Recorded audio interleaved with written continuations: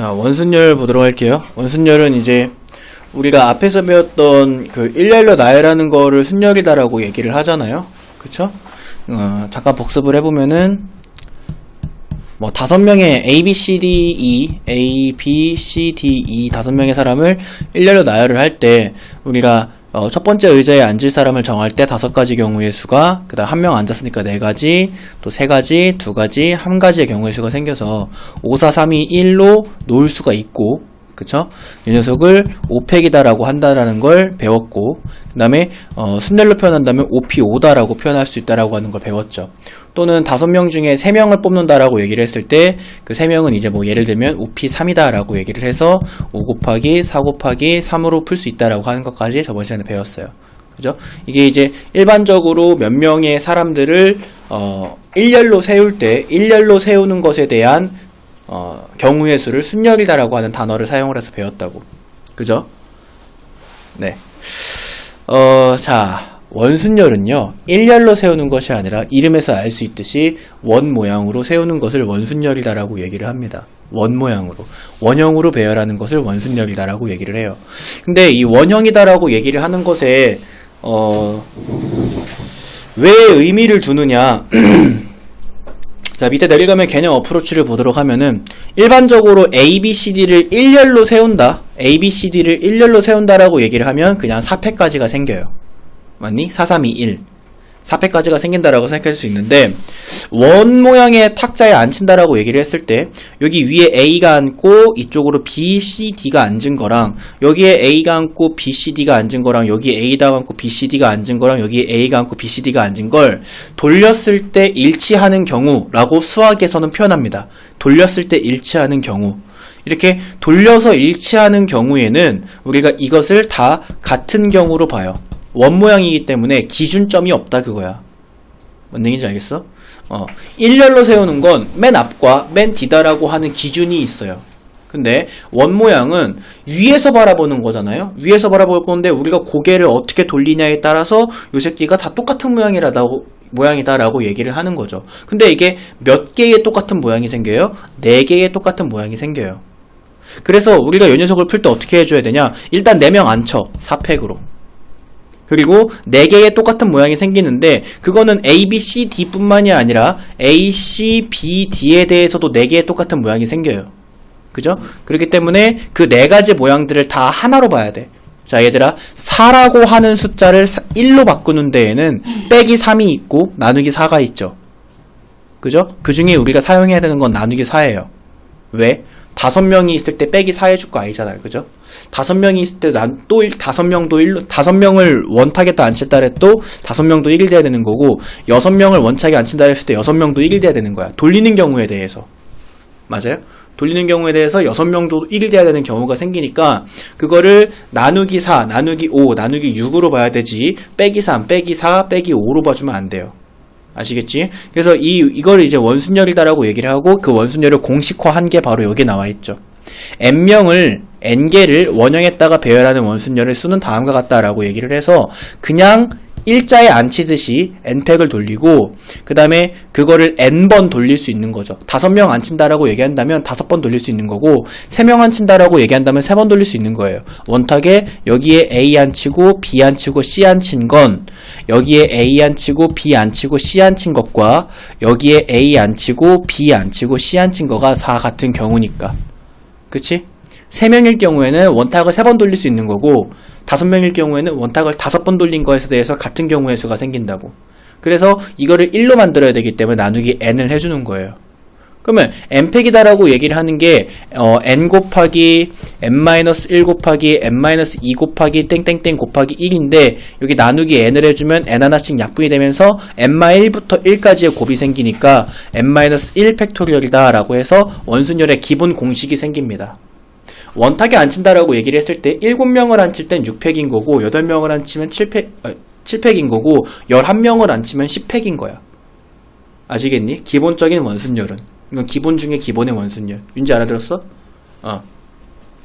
자, 밑에 개념 체크 문제 보도록 하면 6개의 깃발을 원형으로 배열하는 방법의 수를 구하여라 라고 얘기했는데 이건 기본 중에 기본이죠? 뭐 해줘야 돼? 5팩. 120까지. 오케이? 자, 넘어갑니다. 대표형 13번 문제 볼게요. 여학생 4명과 남학생 4명, 여학생 3명과 남학생 4명이면은 총 7명이 있는 거다. 총 7명이 있는데 원탁에 둘러앉은 다음을 구하여라 라고 얘기를 해요. 자, 원탁에 둘러앉는 모든 방법의 수. 이건 남녀 구분 없이 7명을 원탁에 앉히라는 거죠. 그죠? 그러면 7명을 원탁에 앉히는 거니까 7명을 그냥 일렬로 앉히듯이 7팩 해주고 이 원탁이 몇 번 돌아가는 거야? 하나, 둘, 셋, 넷 해가지고 총 7번 돌아가는 거에 대해서 한 가지 경우의 수로 봐야 된다는 얘기죠. 그래서 나누기 7을 해주면 6팩까지가 생깁니다. 6팩까지. 720까지. 자, 그 다음에 두 번째, 여학생끼리는 이웃하여. 자, 얘들아 지금 2번 문제랑 3번 문제에 잘 봐요. 2번 문제는 이웃하여, 3번 문제는 이웃하지 않게. 이웃하여 문제와 이웃하지 않게 문제는 접근 방법이 달라요. 이웃하는 문제는 이웃을 묶음 지어서 생각해줘야 됩니다. 묶음을 짓게 생각을 해줘야 돼요. 이게 무슨 얘기냐. 자, 여학생 3명을 하나의 묶음으로 보고 남학생을 하나의 묶음으로 각각을 봐줘야 돼. 그럼 몇 묶음이 생겨? 5묶음. 맞아요? 자, 여기에 있는 이 5묶음을 이 5개의 묶음을 원탁에 앉히는 거야. 알겠어? 네. 5개의 묶음을 원탁에 앉히는 거니까 4팩까지가 생기겠지? 맞니? 네. 원탁은 n-1팩이니까. 그래서 5개의 묶음을 원탁에 앉히는 데 4팩까지가 생기는데, 자, 묶음 지었을 때 내가 굉장히 주의해라. 정말 주의해라 라고 얘기한 게 묶음, 속에서 자리 바꾸는 거 세줘야 된다 그랬어요. 지금 보면 묶음 속에 여학생 3명이 있잖아요. 묶음 속에 여학생 3명이 자리 바꾸는 경우의 수가 3팩까지가 생겨요. 맞니? 얘네들이 자리 바꾸는 경우의 수가 3팩까지. 맞아요? 첫 번째 의자에 3가지, 두 번째 의자에 2가지, 세 번째 의자에 1가지의 경우의 수 3팩까지가 생긴다고. 그래서 4팩 곱하기 3팩이 2번의 정답이 되는겨. 알겠죠? 요것만 계산을 해주면 되는 거고요. 자, 그 다음에 2번 문제 보면은 2번 문제는 3번 문제는 이웃하지 않게야. 이웃하지 않게는 어떻게 풀으라 그랬어? 기억나? 이웃해도 이어서 할게요. 이웃하지 않게 앉는 방법의 수는 이웃해도 되는 애들 먼저 앉히죠. 이웃해도 되는 애들을 먼저 앉히는 거야. 알겠죠? 이웃해도 되는 애들. 그러면 여학생들끼리 뭐 싸웠나봐요. 이웃하면 안 된대. 그러면 누구를 먼저 앉혀야 돼? 남학생들을 먼저 앉혀야 된다 이거야. 알겠죠? 남학생 애들을 먼저 앉혀야 된다. 자, 그래서 남학생 4명을 원탁에다가 여기에 남학생, 여기에 남학생, 여기에 남학생, 여기에 남학생을 먼저 앉힐 건데 4명을 원탁에다가 앉히는 거기 때문에 남학생을 앉히는 경우의 수가 3팩까지가 나와요. n-1팩 이니까 4-1팩이니까 3팩까지 의 경우의 수로 남학생은 여기에다가 앉힐 수가 있고요. 자, 그 다음에 이제 남학생들 사이에다가 여학생을 앉히게 된다면 절대로 여학생들끼리는 같이 앉을 일이 없지. 그치? 그럼 남학생들 사이가 여기 해가지고 4군데가 있지. 그치? 그래서 저 4군데 중에 3군데를 골라서 여학생을 앉힐 거야. 4, P, 3. 이게 여학생을 남학생 사이사이에 끼워 넣는 방법. 알겠죠? 이건 동시에 일어나니까 여기에 곱하기를 해주시게 되면 됩니다. 3팩 곱하기 4P 3가지가 바로 경우의 수가 돼요. 오케이? 자, 이렇게 푸시면 되는 거고, 야, 원순열에서 지금 봐봐. 이 2번 같은 경우에는 요소가 2개 있죠. 요소가 2개예요. 요소가 2개라는 얘기는 뭐냐면 남학생 애들을 원탁에 앉힐 거고 여학생 애들을 원탁에 앉힐 건데 남학생을 먼저 앉히고 난 다음에 남학생들이 이렇게 앉죠. 남학생들이 먼저 앉히고 난 다음에 나중에 여학생들을 앉힐 건데 여기서 이제 여러분들이 하게 되는 궁금증, 갖게 되는 그 의문점 같은 게 하나가 있어야 돼. 뭐가 있냐면 왜 여학생을 앉힐 때는 원순열을 사용하지 않는가? 왜 남학생을 앉힐 때에만 원순열을 사용을 하고 여학생을 앉힐 때에는 왜 원순열을 사용하지 않는가 라고 하는 것에 대한 궁금증이 있어야 된다고. 왜냐면 남학생도 원탁에 앉는 거고 여학생도 원탁에 앉는 건데, 그치? 그것에 대한 궁금증은 남학생을 먼저 원탁에 앉힌다 해서 원순열을 사용했죠. 남학생한테 원순열을 사용했다라고 하는 건 어떤 것을 의미하냐면 더 이상 탁자가 돌아가지 않는다라는 것을 의미해. 더 이상 탁자가 돌아가지 않는다. 알겠지? 그렇기 때문에 탁자가 더 이상 돌아가지 않는다라고 여러분들이 생각을 하게 된다면 이제 앞으로는 요소가 2개뿐만이 아니라 3개, 4가지의 요소를 원탁에다가 안 친다라고 하더라도 여러분들이 딱 한 번만 원순열을 사용해주면 돼. 한 가지 요소에 대해서만 원순열을 사용해주면 그러면 그 원순열에 대해서 이 원순열을 사용한 이 원탁은 더 이상은 돌아가지 않아. 그렇게 생각하면 조금 더 편할 거예요. 자, 그 다음에 넘어갑니다. 색칠하는 방법의 수, 원순열. 자, 오른쪽 그림과 같이 정삼각형으로 이루어진 4개의 빨강, 파랑, 보랑, 노라의 4가지 색을 모두 칠하여, 모두 사용하여 색칠하는 방법의 수를 구하여라 라고 얘기를 한다. 근데 얘가 왜 원순열이냐? 얘가 왜 원순열인지를 먼저 고민해. 여기는 요 새끼를, 내가 여기 있는 여기를 잡아가지고 이렇게 굴린다라고 치자. 굴리면 뭐가 만들어지냐면, 똑같은 도형이 또 만들어지는 것을 알 수가 있어요. 맞아요? 이게 지금 색칠하는 거고 도형과 관련된 문제지만 돌려도 똑같은 모양이잖아. 그치? 돌려도 똑같은 모양일 때 우리는 이 새끼는 원순열이구나 라고 생각을 해줘야 돼요. 여기까지 아시겠니? 자, 그럼 이제 이 문제를 풀 땐 어떻게 푸냐? 가운데에다가 먼저 색칠할 경우의 수를 따져줍니다. 지금 보시면은 색이 4가지의 색이 있기 때문에 가운데 색칠할 수 있는 경우의 수는 4가지예요. 그죠? 이제 색이 몇 개 남았어? 색이 3가지가 남았는데 이 3가지를 얘한테 색칠했잖아. 색깔이 파랑이니까 파란색을 색칠했다 치자. 그럼 이제 색깔이 빨강, 노랑, 보라 3개가 남은 거죠. 그걸 여기다 앉힐 건데 지금 여기 빈자리가 마치 원탁의 의자 3개 같은 거지. 그치? 그래서 이 3가지의 색을 칠할 때에는 원순열을 사용해 줍니다. 저 3가지의 색을 칠 때 원순열을 사용을 해서 3-1팩이 생겨요. 그러니까 2팩. 그러면 가운데 칠하는 경우의 수 4에 곱하기 2팩까지가 바로 색칠하는 방법이 이 도형과 관련된 원순열의 문제를 푸는 방법입니다. 알겠지? 자, 근데 자, 여러분들 여기 14-2번 밑에 있는 유제 보도록 하세요. 입체 도형과 관련된 거에서는 조금 어려워요. 입체도형과 관련된 건 조금 어려워. 왜냐면 봐봐라. 여기는 이 새끼를 이렇게 굴려도 같은 모양이야. 맞니? 이 새끼를 이렇게 굴려도 같은 모양이고 이렇게 굴려도 같은 모양이고 저 뒤로 굴려도 같은 모양이라고. 맞아? 그렇기 때문에 여러분들이 여기에는 이 입체도형을 할 때에는 단순히 굴려가지고 한다라고 생각하지 마세요.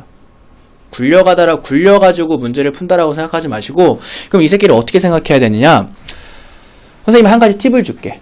한 가지 팁을 주자면 얘가 지금 어느 방향으로든 굴러가는 새끼지. 그러면 굴러가지 못하고 돌아갈 수만 있게 만들어요. 무슨 얘기냐면 여기에다가 못을 이렇게 박는다라고 생각해. 그러면 얘는 굴러가지 못하고 제자리에서 돌기만 해. 맞아? 모든 입체도형이 다 통해요. 여기서 돌기만 한다고. 그러면 여기서 이제 경우의 수를 찾는 거야. 윗면에 칠할 경우의 수 6가지 있죠? 윗면 6가지. 색깔이 6개 있으니까. 아랫면에 칠할 경우의 수 5가지 있죠? 맞아? 그러면 이 색깔 몇 개 남았어? 4개 남았는데 앞면, 양옆면, 뒷면이 원순열이지. 맞아? 그러니까 6 곱하기 5 곱하기 4-1팩을 해줘요. 자, 여기까지 됐어요? 자, 그 다음에 해주는 게, 여기 있는 거를 그대로 계산하게 된다면은, 이게 지금, 얘가 30이고, 얘가 6이죠? 그죠? 자, 그 다음에 해주는 게 뭐냐면, 곱하기, 면의 수 분의 1을 해주세요. 이제 얘를 딱 띄잖아? 이 못을 딱 띄는 거야. 이 못을 딱 떼면, 이 새끼가 이제 위아래로도 회전이 가능해요. 그죠? 위아래로 회전이 가능한데 위아래로 몇 가지에 대해 회전이 가능하냐면 이 윗면이 얘가 될 수도 있고 얘가 될 수도 있고 얘가 될 수도 있고 얘가 될 수 있는 거야. 윗면이 6가지 경우의 수가 생긴다고. 맞아? 그러니까 면의 수로 나눠줘야 돼. 얘는 그럼 뭐로 나눠줘야 되냐면 6으로 나눠줘야 돼. 알겠어? 그러면 몇 가지가 나와? 이 새끼 30까지 나와. 자, 그러면 또 하나. 이거 실제로 시험에서 출제됐던 거예요. 이 도형 이름은 아니? 뭐라고 불러야 돼? 정삼각형 4개로 이루어져 있어. 정사면체. 정사면체의 경우의 수 한번 구해보세요. 자, 정사면체도 마찬가지로 굴러가요. 그지? 근데 구르지 못하고 회전만 할 수 있게 하자고. 회전만 할 수 있게 하자는 건 여기에다가 이렇게 못을 박자는 거지. 맞아요? 그럼 회전만 할 수 있다고. 그럼 여기 밑면에 칠할 수 있는 경우의 수가 4가지. 그치? 자, 곱하기 여기 옆에 면 3개 있죠?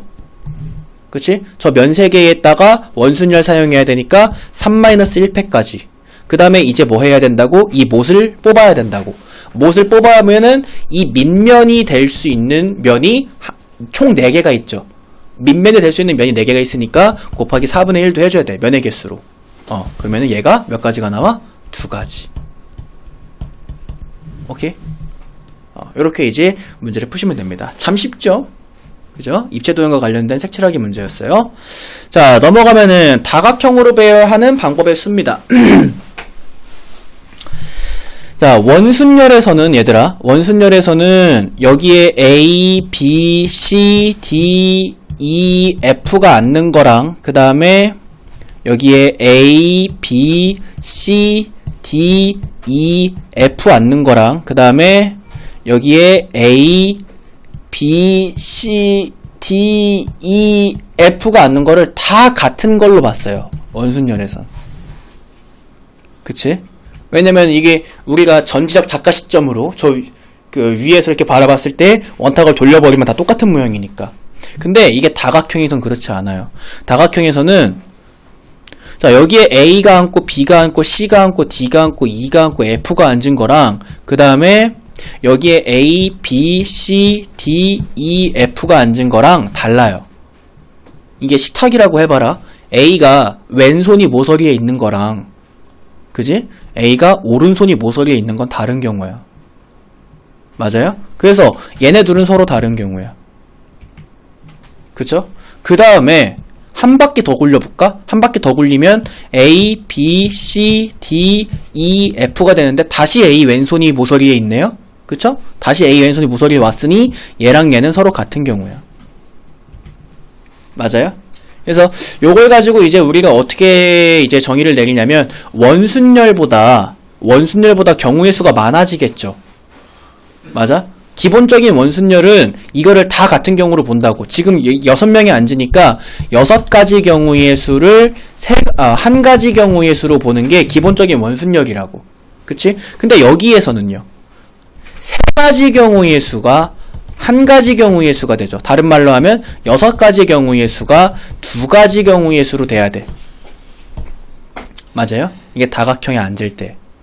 다시 한번 보면은 A 왼손이 모서리에 있는 것과 A의 오른손이 모서리에 있는 건 서로 다른 경우라고. 아시겠지? 그래서 얘 같은 경우는 어떻게 푸냐? 일단 원순열 때려박아. 얘가 다각형이든 뭐든 간에 원순열이다라고 생각을 해. 원순열이라고 생각을 하고 그 다음에 회전시켰을 때 겹치지 않는 자리의 수를 서로 곱해서 그 배수만큼 늘려주면 돼요. 얘 봐봐라. A가 한 번 그리고 2번 이동하니까 같아지지. 같아질 때까지 몇 번 이동했냐면 2번 이동했어. 맞아? 같아질 때까지 2번 이동했으니까 곱하기 2를 해줘야 되는겨. 그래서 여기는 이 삼각형에 앉는 경우의 수는 600이 1팩토리얼로 일단은 원탁에 앉혀. 그 다음에 2번 돌아야 자기 자신이잖아. 2번 돌아야 자기 자신이니까 곱하기 2만큼 해서 경우의 수를 늘려버려야 돼. 뭔 말인지 알겠어요? 그래서 회전시켜서 자기 자신이 다시 되는 그 횟수를 세줘야 됩니다. 자, 15번 문제 보도록 할게요. 15문제에 오른쪽 그림과 같은 정사각형 모양의 탁자에서 8명의 가족이 둘러앉는 방법의 수를 구하여라 라고 얘기를 해. 그러면 정사각형 모양의 탁자에 둘러앉았대. 그러면 이 새끼가 지금 8명이니까 8팩 돌려줘야지. 맞니? 8-1팩 돌려줘야지. 원순열 돌리려면 8-1팩 돌려줘야지. 근데 봐봐라. 여기에 내가 앉았어. 내가 여기에 앉은 거랑 얘가 몇 번 돌아야 다시 왼손이 모서리냐면 2번 돌아야 돼. 그치? 2번 돌아야 다시 왼손이 모서리라고. 같은 상황이 생기려면 이 탁자를, 이 사람들을 2번 돌려야 돼. 그래서 곱하기 2를 해주는겨. 아시겠어? 그래서 이 새끼의 정답은 7팩 곱하기 2야. 근데 내가 여기서 조금 더, 차라리 몇 가지 더 외우더라도 쉽게 풀고 싶어요. 라고 얘기를 하는 친구들을 위해서 조금 이제, 팁을 하나 주자면, 정N각형은 여기에 앉은 의자 수를 곱하면 돼요. 그러니까, 원순열 곱하기 의자 수예요. 한 모서리에 있는 한 모서리에 있는 의자 수. 그러니까 이게 무슨 얘기냐면 정삼각형에 여기에 3명씩 총 9명을 앉힌다라고 얘기를 하면 9팩 곱하고 9-1팩 8팩 곱하고 그 다음에 한 모서리에 의자가 3개씩 있잖아. 그치? 그래서 곱하기 3 해주면 된다고. 알겠지? 근데 이거는 정円각형에서만 가능한 거예요. 의자 수가 모든 모서리에 다 똑같이 있을 때. 뭔 말인지 아시겠어요? 네. 이게 실제로 저번 교육과정에서는 정円각형을 따로 봐주기도 했었는데 이게 지금 책이 개편이 되면서 정円각형을 따로 보진 않네요. 그렇게 하면은 이제 밑에 있는 유제 15-1번 같은 경우에는 어떻게 풀어야 되냐? 6명이 앉아있으니까 5팩이고 맞니? 자, A가 여기 앉았는데 얘가 3바퀴 돌면 일로 와.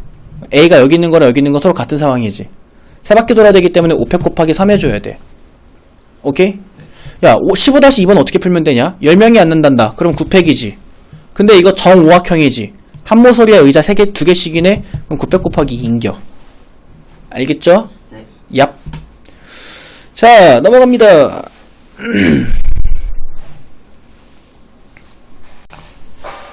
자, 그 다음에 중복순열 보도록 할게요. 중복순열. 중복순열이다라고 하는 건 이름에서도 알 수 있듯이 중복을 허용하여 만든 순열을 중복순열이다라고 얘기를 합니다. 알겠죠? 중복을 허용하여 만든 순열을 중복순열이다라고 얘기를 해요. 니네 저기 때 중학교 때도 중복순열을 배웠어요. 중학교 때. 중학교식 문제를 이제 여러분들에게 내면은, 자, 모스부호 아나요? 모스부호. 모스부호는 B와 삑으로 이루어져 있죠. 맞아요? 이 새끼 저거 모르는 눈인데 저거? 모스부호는 알아. 상식이지, 모스부호는 임마. 그래서 모스부호를 이용해가지고 4번의 신호를 통해서 신호를 만들어내고 싶다 라고 얘기를 했을 때 여기 B 넣을 수 있고 삑 넣을 수 있으니까 2가지, 여기도 둘 중에 암호가 될 수 있으니까 2가지, 암호가 될 수 있으니까 2가지 해가지고 곱해가지고 2의 4제곱이다라고 풀었던 게 니네 중딩식 풀이야. 이거 실제로 너네 중학교 2학년 때 경우의 수 배울 때 만났을 법한 문제고요. 근데 이거를 표현을 다르게 하고 싶다 그거야. 니네 중학교 때 다 배워온 건데 우리 고딩이니까 표현을 좀 다르게 하고 싶다. 그냥 단지 그뿐이야. 표현을 좀 다르게 하고 싶다. 그래서 n개 중에서 중복을 허용하여 r개를 뽑을 때 그때 자 이제는 봐봐라. 후보가 n개가 있어. 그 다음에 여기에 의자가 r개가 있어. 근데 중복을 허락하겠대. 그러면 여기에 n가지 경우의 수, n가지 경우의 수, n가지 경우의 수, 여기에 n가지 경우의 수를 싹 다 곱해서 n의 r제곱 경우의 수가 생기겠지. 맞니? 후보가 n개가 있다고. 후보가 n개가 있는데 의자는 r개가 있고 중복을 허락한대. 그러면 첫 번째 뽑은 거 두 번째 또 뽑아도 되는 거고 두 번째 뽑은 거 세 번째 또 뽑아도 되는 거니까 n가지 마치 여기가 두 가지 했던 것처럼 여기도 n가지 곱해서 n의 r제곱까지가 생긴다고. 다 곱해주게 된다면. 근데 이거를 우리가 좀 이쁘게 쓰자 이거야. 고딩이니까. 그래서 어떻게 쓰자?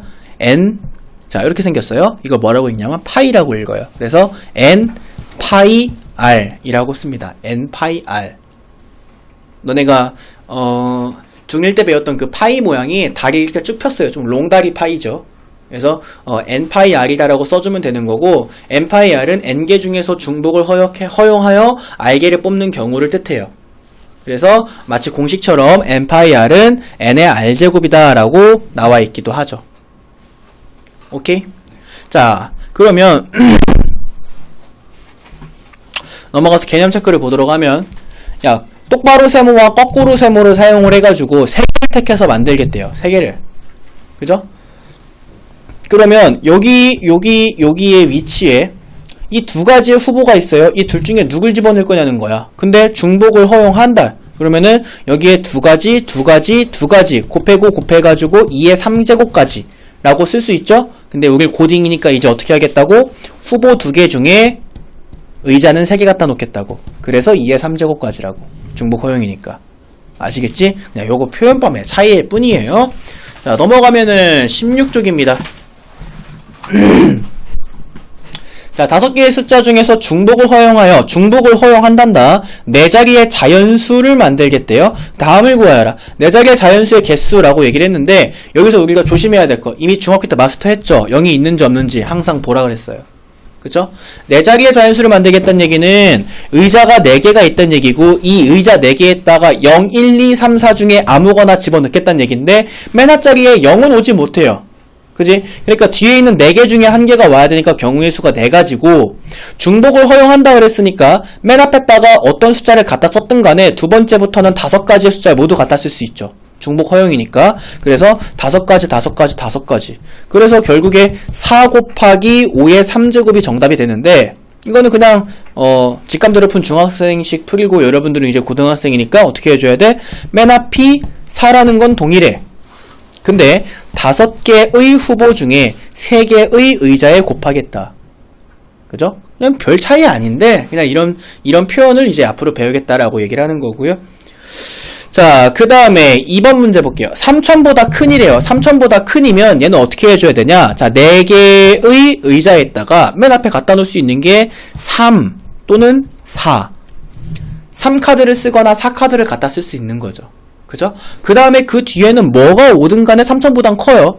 그죠? 뭐가 오든 간에 3000보다 크니까 5개의 숫자 중에 파일을 왜 이렇게 이따구로 써?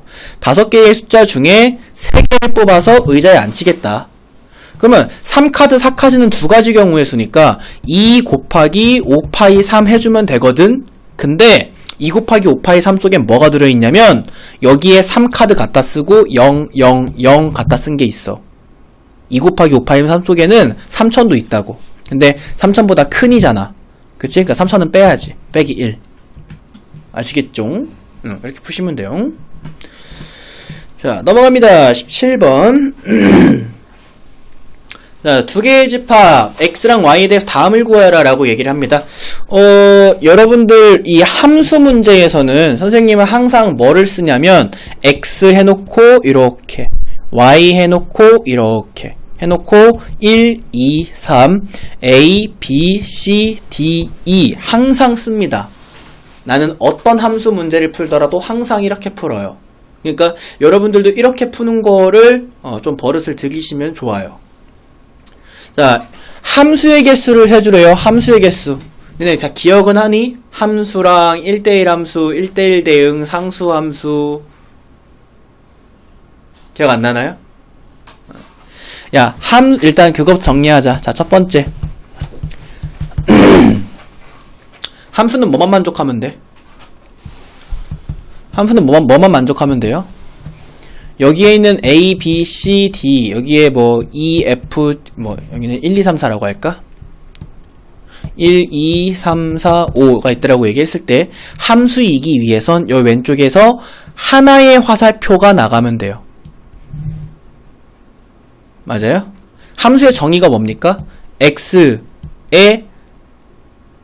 오직 하나의 y가 대응되는 것을 함수라고 얘기해요. 수학에서 얘기하는 오직 하나는 대응이 안 돼도 안 돼. 예를 들어서 C가 화살표를 안 내보내도 얘는 함수가 아니야. 알겠어? 오직 하나라 하는 것은 무조건 때려 죽어도 한 개라는 거야. 너 함수 잘 모르기 때문에 잘 들어. 때려 죽어도 한 개라는 거야. 무조건 하나의 화살표가 나가라는 거고 이렇게 나가면 돼. 근데 A에서 2개 나가면 돼? 안 돼?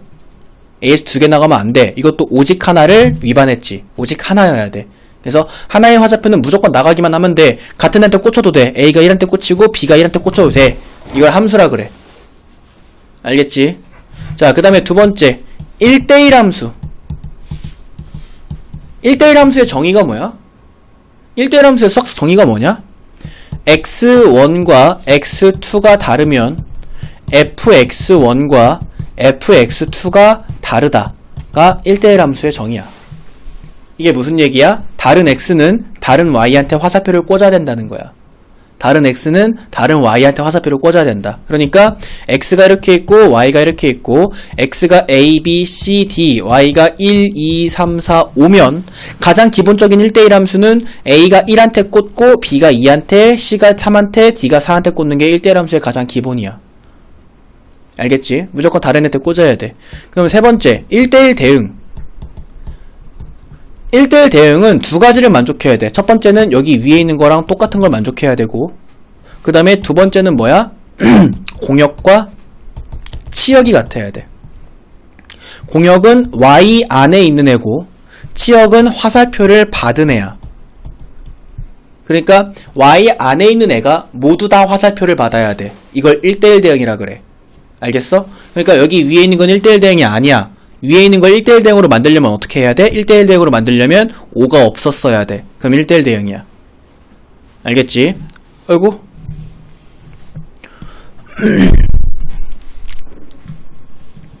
그래서 5가 없었어야지 1대1 대응인 거고, 그 다음에 또 다른 함수는 네 번째 상수함수가 있죠? 상수함수는 fx는 c야.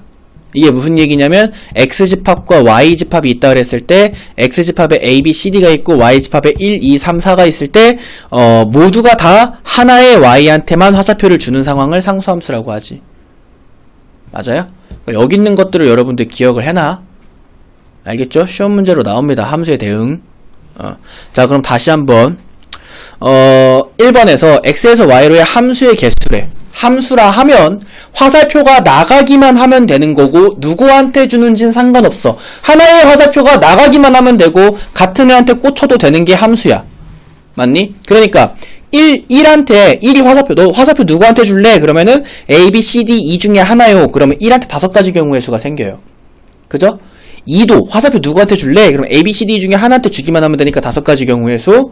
3한테 누구한테 줄래? 그러면 얘도 5가지 경우의 수. 5 곱하기 5 곱하기 5에서 125가지의 함수가 생겨. 아시겠지? 1번은 그래서 125가지가 되는 거고, 자, 그 다음에 2번은 2번도 마찬가지로 x랑 y 집합을 그릴게요. 1, 2, 3, y는 a, b, c, d, e. 1대1 함수의 개수래. 1대1 함수면 이게 뭐야? 다른 x는 다른 y한테 화살표를 꽂아야 된다. 맞니? 다른 x는 다른 y한테 꽂아야 된다. 자, 1한테 먼저 물어볼게. 너 화살표 누구한테 줄래? 그럼 얘 5가지 경우의 수가 있어요. 2는 예를 들어서 1이 b한테 줬다 치자. 그러면 2는 b한테 못 주지.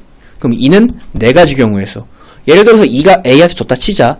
그러면 3은 a, b한테 못 주지. 3은 3가지 경우의 수 해서 5, 4, 3을 곱해 주시면 됩니다.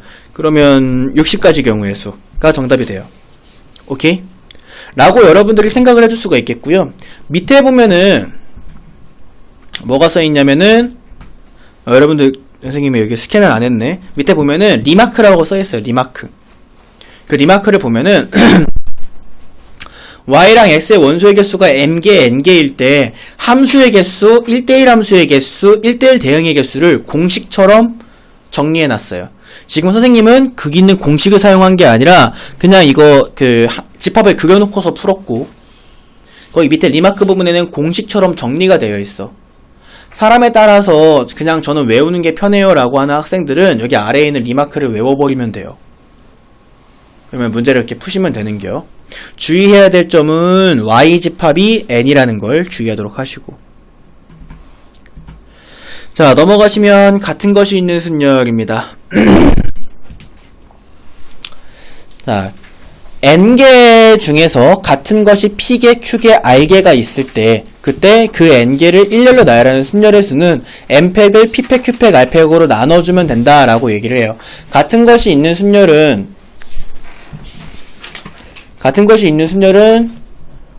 니네가 실제로 시험 문제를 보러 가서도 사용을 하고요. 그 다음에 우리가 이 다다음 단원에 뭐를 배우냐면 이항정리라고 하는 걸 배워요. 이항정리. 그 이항정리를 처음에는 되게 복잡하게 해석을 해요. 이항정리를 굉장히 복잡하게 해석을 하는데 처음에는 확통책에서도. 근데 그게 중간쯤 넘어가면 같은 것이 있는 순열로 이항정리, 모든 이항정리에 대한 표기가 다 돼요. 같은 것이 있는 순열이 이항정리에 정말 중요하게 작용하고, 이항정리는 니네가 시험을 보러 갈 때 아마 첫 중간고사가 이항정리까지가 시험 범위일 거예요. 그러니까 이항정리를 할 때 같은 것이 있는 순열을 사용을 하니까 같은 것이 있는 순열을 잘 해놔야 된다라고 얘기를 하는 거야. 같은 것이 있는 순열은 구분할 수 없는 것을 얘기하는데요. 수학에서 구분할 수 없다라고 얘기를 하는 것은, 자, 예를 들어서 내가 여기다 이거 그림을 갖다 놨죠. 여러분들 밑에 개념 어프로치를 보면은 빨간색 공을 2개, 그 그 다음에 파란색 공을 3개를 가지고 나열을 하겠대요. 알겠니? 빨간색 공 2개, 파란색 공 3개를 가지고 나열하겠대. 자, 근데 우리는 알 수 없는 숫자를 써놓자 그거야.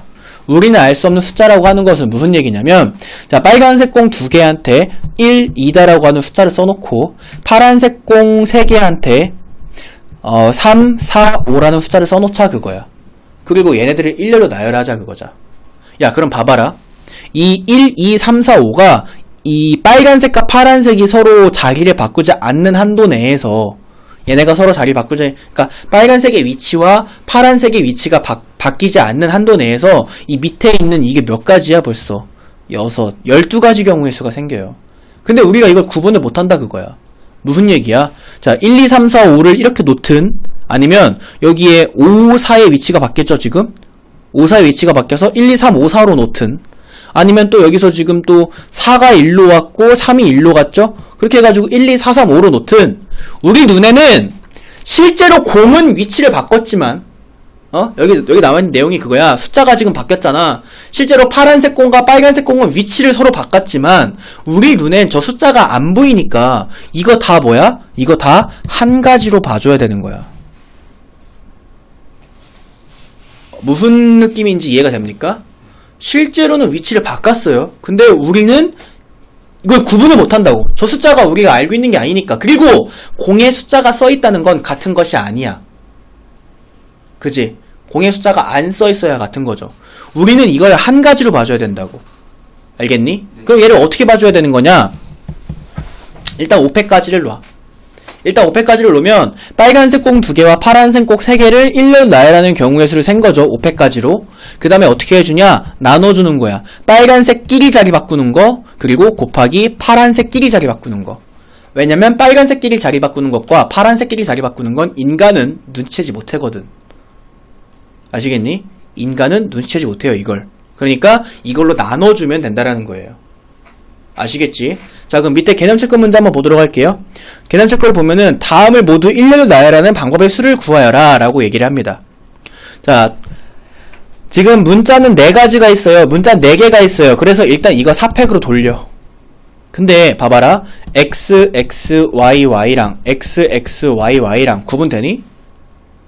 안 되지. 난 x 자리 바꿨는데. 난 x 자리 바꿨어요. 근데 왜 구분을 못해? 그거 못하는 거야. 알겠어? 그래서 x 자리 바꾸는 x 2가지 2팩까지로 자리 바꿀 수 있고요. 곱하기 y도 2팩까지로 자리 바꿀 수 있으니까 4팩 나누기 2팩 2팩이 바로 저것의 일렬로 나열하는 경우의 수예요. 그래서 여러분들은 얘를 그냥 어떻게 접근하면 되느냐? 전체 수 팩토리얼을 나누는 거야. 같은 것이 있는 수들로.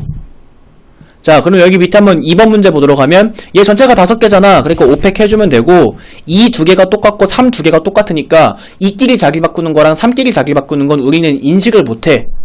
아시겠지? 그래서 2팩, 2팩으로 2끼리 자리 바꾸는 2팩과 3끼리 자리 바꾸는 2팩으로 5팩을 나눠주면 돼. 2팩 곱하기 2팩으로. 그럼 경우의 수가 나온다 그거예요.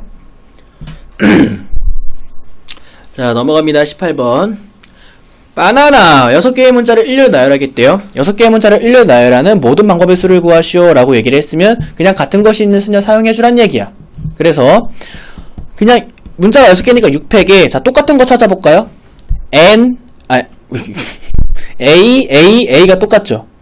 그죠? 이거 3개가 똑같고요. N이 똑같아요. 똑같은 게 각각 3가지와 2가지가 있는데 A끼리 자리 바꾸는 것과 N끼리 자리 바꾸는 건 인간의 눈으로는 해석할 수가 없다고. 알겠지? 그래서 이 새끼를 3팩, 2팩으로 나눠주면 돼요. 알겠죠? 뭐 간단하게 계산해줄게 이거. 그러면은 6, 5, 4, 3, 2, 1 나누기 3, 2, 1 곱하기 2, 1이야. 그러면 3, 2, 1, 3, 1 약분시키고 2, 4 약분시켜가지고 60까지 다 풀어주면 돼.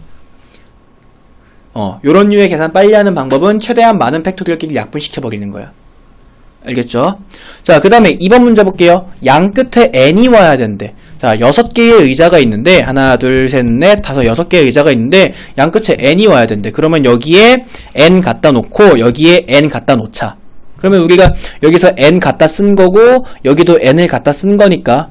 그럼 결국에는 뭐가 남았어? b 1개, a 3개가 남았지. 그치? 이 B 한 개, A 세 개가 가운데 있는 의자 네 개에 앉으면 되는 거잖아요. 그죠? 그럼 경우의 수가 몇 가지가 나와요? 4팩 나누기 A 세 개 자리 바꾸는 경우를 나눠줘야겠지? 3팩까지가 생겨.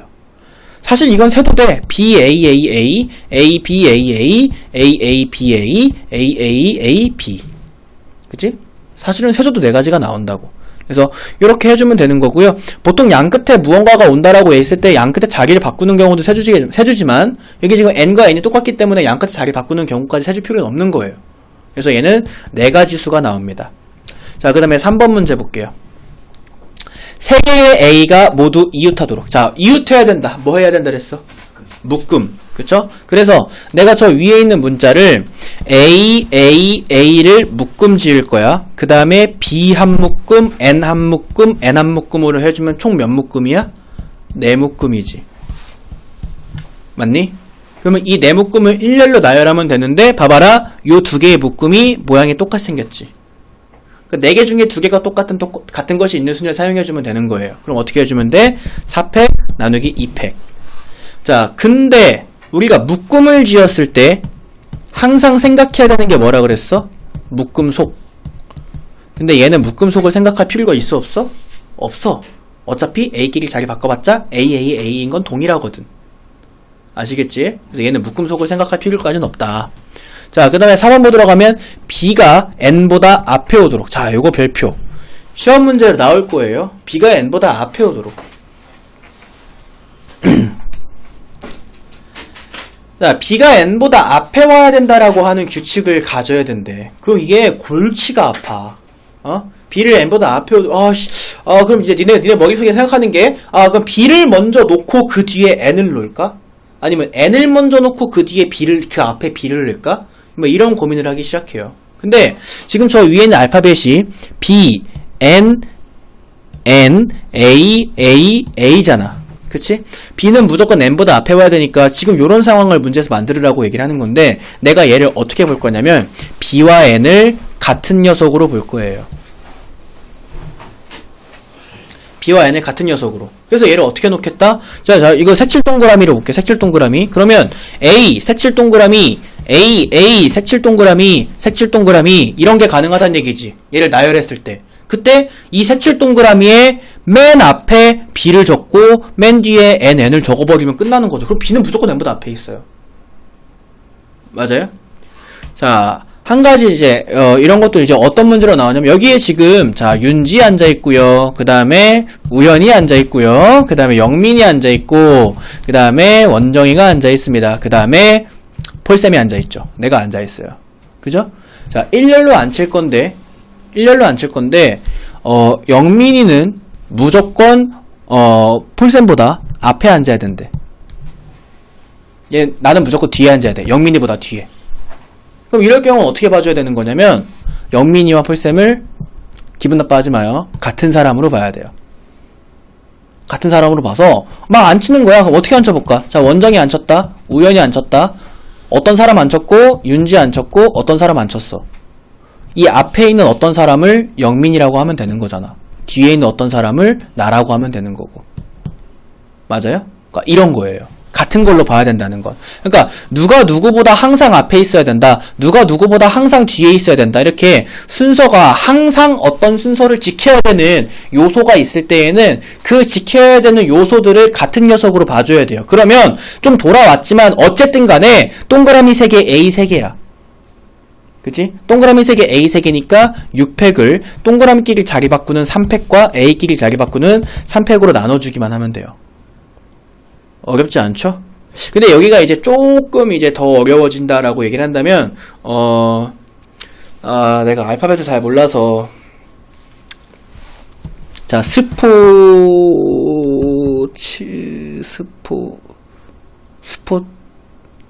S 붙지? 네, 스포츠. 스포츠로 한번 해볼게요, 스포츠. 자, 스포츠에서, 자, 내가 똑같은 문제를 이번에 어떻게 할 거냐면, P는 RT보다 앞에 있어야 된다라고 할 거야. P는 RT보다 앞에. 그러면 P랑 RT를 서로 같은 놈 취급해줘야겠지. 맞아요? 그래서 P, RT를 같은 놈 취급을 할 거야. 그럼 여기 위에 있는 게 뭐가 되냐면 S 동그라미 O 동그라미 동그라미 S야. 맞니? 그러면 얘가 하나 둘 셋 넷 다섯 여섯 개니까 6팩에 나누기 동그라미가 3개가 있으니까 3팩 나눠주고 S 2개 있으니까 2팩 나눠주면 되지. 근데 얘 여기서 끝내면 절대 안 돼. 얘는 여기서 끝내면 안 된다고. 왜?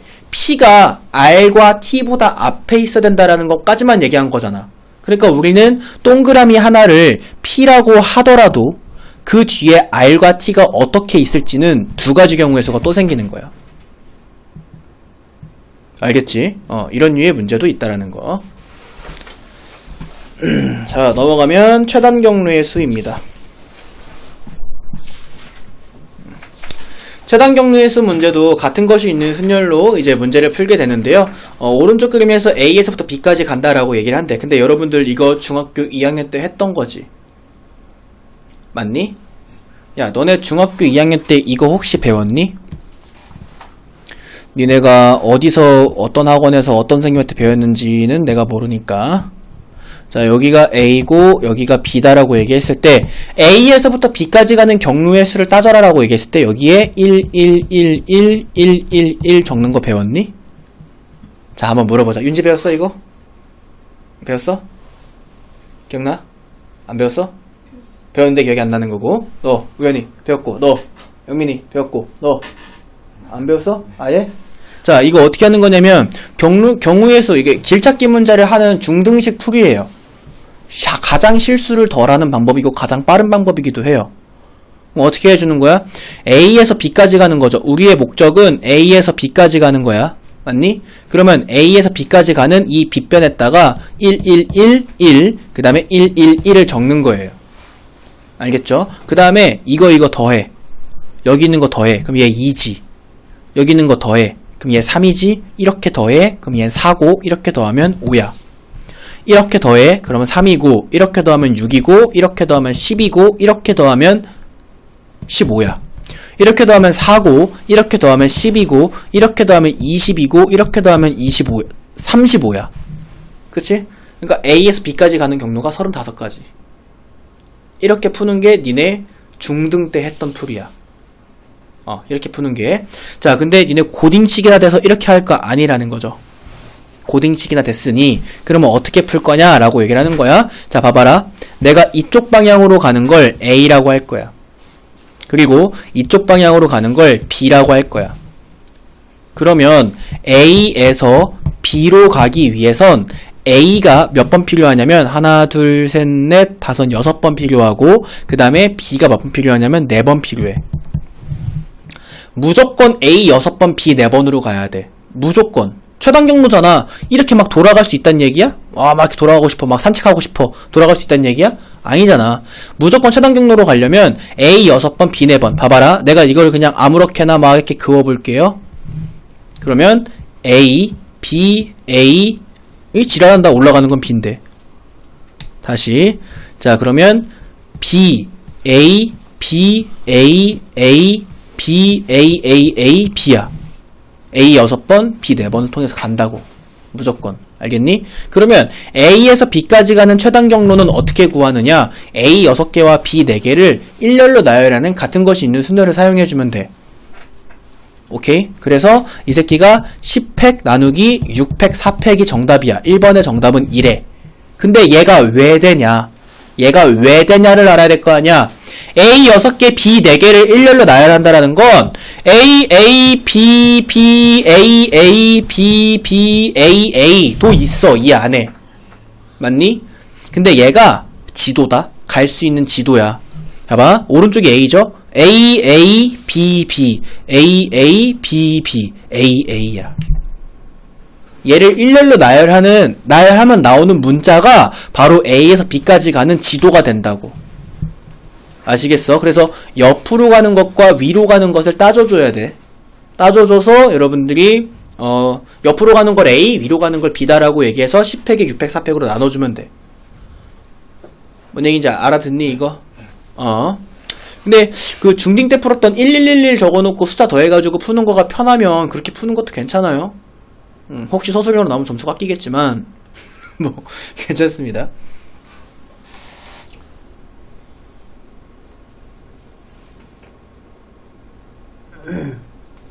자, 그 다음에 A에서 C를 거쳐서 B까지 가는 경로의 수를 구해볼게요.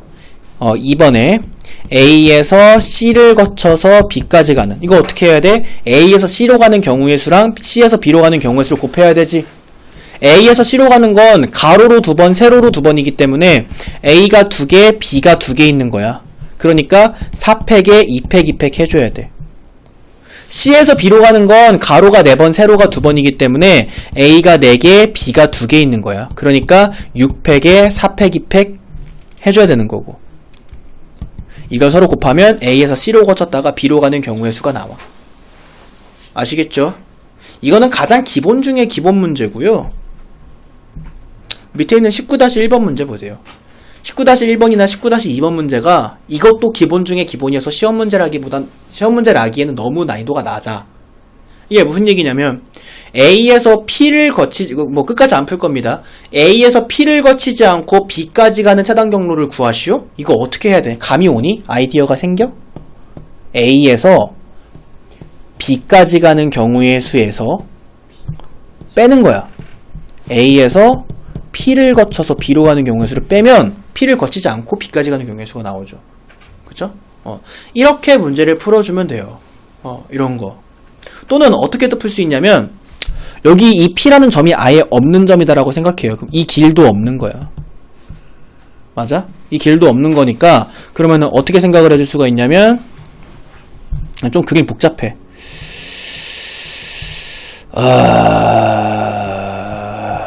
이렇게 되는 거고, 이렇게 있고, 이렇게 있고, 이렇게 있고, 이렇게 있고, 이렇게 있고, 이렇게 있는 거야. 그지? 얘를 이렇게 보고 나서 문제를 풀어도 괜찮아. 이렇게 보잖아? 그럼 뭐랑 똑같은 문제야? 밑에 있는 19-2번이랑 똑같은 문제야. 19-2번도 여기 호수 때문에 여기가 없다라고 생각해야 되거든. 맞아요? 그러면 이제 얘는 어떻게 푸냐? 선생님이 팁을 줄게요. 자, 이렇게 길이 없는 문제에서는 여기가 A고 여기가 B잖아. 그치? 여기가 A고 여기가 B면 어떤 점을 콕콕 집어주는 것이 좋아요. 어떤 점을 콕콕 집어주는 것이 좋냐면 A에서 B로 가는데 여기를 거치지 않고 반드시 가야 될 길. 내가 표현하기를 얘를 이제 뭐라고 표현을 하냐면 너네가 어떤 장님한테 길을 안내해 준다라고 생각하라고. 알겠어? 그리고 그 장님이 꼭 가야 하는 곳에 점을 찍어준다라고 생각해봐. 그러면 봐봐라. 여기 밑에 A에서 장님이 출발해서 B까지 갈 건데 니네 보고 점 좀 찍어달래. 자기가 그 점은 꼭 지날 테니까 그 점 좀 찍어달래. 근데 너네가 점을 여기에다가 찍잖아? 그럼 이 장님은 이렇게 가면 운 좋게 살아요. 그죠? 이렇게 가면 운 좋게 사는데 이렇게 가면 죽죠. 여긴 점 찍는 장소가 아니야. 알겠어? 점 찍는 장소는 이 장님이 호수에 빠지지 않을 곳에다 점을 찍어줘야 돼. 어디에 찍어야 되냐면 여기. 야, 이 장님이 아무리 날고기여도 최단 경로로 갈 때, 그러니까 이렇게 돌아가지 못하는 거잖아요. 그죠? 이렇게 돌아가지 못하는 최단 경로로 갈 때 너네가 점을 여기다가 찍으면 이 장님이 아무리 지랄 발광을 해도 호수는 안 빠져. 그치? 그리고 또 너네 점 어디다 찍어야 돼? 여기. 여기에다 찍으면 마찬가지로 장님이 여기서부터 여기까지 가는 동안 당연히 호수에 안 빠지고 여기에서부터 B까지 가는데도 당연히 호수에 안 빠져. 알겠어? 근데 이렇게 하면은 어디를 지나는 걸 못 보냐면 이 점을 지나는 걸 못 봐. 그래서 여기에다가도 점을 찍어줘야 돼. 왜냐면 A에서 이 빨간 점을 갔다라가 이 밑에 있는 점을 못 가거든. 그래서 길이 없는 문제에서는 그 길이 없는 놈을 기준으로 A, B를 이은 놈과 이 대각선과 반대 대각선이 되는 위치에다가 P점, Q점, R점을 찍어줘야 돼. 그래서 A, P, B와 A, Q, B와 A, R, B를 다 구해서 더해줘야 된다고. 알겠죠? 여기도 마찬가지죠. 여기 지금 길이 없잖아. 그치? 여기 낭떠러지라고 생각하라고. 니네가 장님한테 점을 찍어줘야 된다고. 절대 안 빠져줄게. 그러면 여기다가 점 찍어야겠지. 그러면 A에서 이 점까지 왔다 B까지 가는데 절대 점이 안 빠져요. 근데 니네가 여기다가 점을 찍으면 상상해봐. 니네가 여기에다가 점 찍잖아. 그리고 여기를 P라고 하잖아. 그러면 여기 A에서 P로 갔다가 P에서 B로 가는 경로 안에는 A에서 Q로 갔다가 Q에서 B로 가는 경로가 절대 안 나와요. 그죠? 최단 경로로만 가야 되니까. 그래서 여기다 Q도 찍어줘야 돼. 그 다음에 또 어디도 찍어야 돼? 여기도 R도 찍어줘야 되는 거고 여기 S도 찍어줘야 되는 겨. 근데 얘는 이렇게 푸는 게 오히려 더 오래 걸리니까 이 왼쪽에 있는 풀이로 푸는 게 더 빠른 거고. 아시겠어?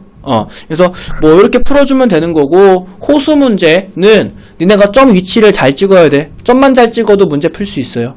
알겠죠? 점만 잘 찍어도. 그 장님 아저씨가 호수에 안 빠져줄게. 점을 잘 찍어주시고요. 이렇게 하면 2단원이 마무리가 됐네요.